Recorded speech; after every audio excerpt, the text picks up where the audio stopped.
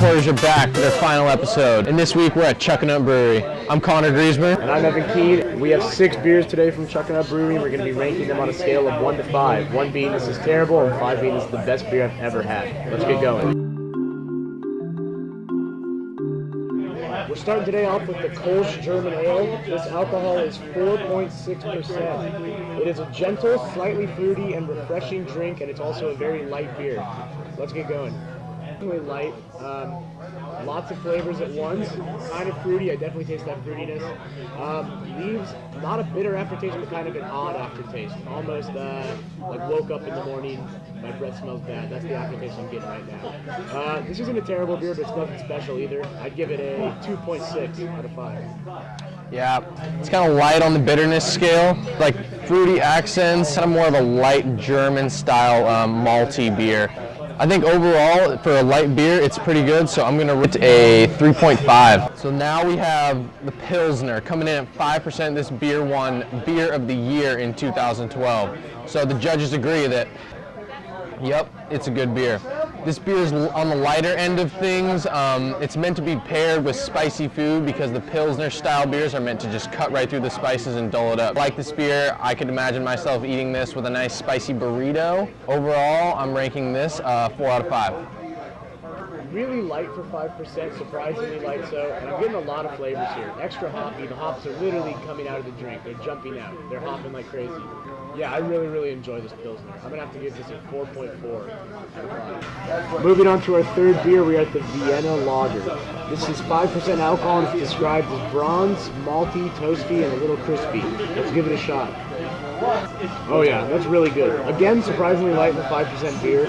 I'm tasting a lot of wheat, like almost like a weedy caramel. It's an odd 2 flavors, but it works really well together. All in all, this is 2 great beers in a row. I'm going to have to give this a 4 out of 5. Yeah, I agree. This is another great lager. For those of you who don't know, the difference between a lager beer and other beers is a lager is brewed with cold water instead of hot water. So it's sitting in the vat brewing with cold water.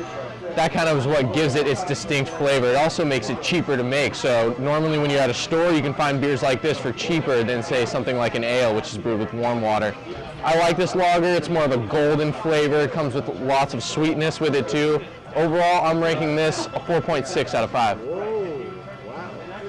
All right, now we're drinking the alt-style German ale. This beer is coming in at 5%. Since the mid-1800s, when this style of beer got started in the small town of Dusseldorf, Germany, it's been a hit, as you can see, and it's still continuing its fame in Bellingham in present-day 2014. This beer is great. It's, again, got a lot of flavor, and it's kind of more on the medium-bodied side of ales. I'm going with a 4.2 out of 5. Yeah, you know, I read the description myself, but when I saw it was a German beer, it made me happy, brings me back to my hometown. Although this doesn't taste like many German ales I've had before. I'm tasting a lot of fruit when I taste this, almost like a raspberry banana taste first comes to mouth, but it leaves a really bitter, hoppy taste afterwards, and I'm really enjoying it. It's maybe my favorite beer of the night. I'm going to have to give this a 4.6 out of 5. Nice, for the motherland. For the motherland.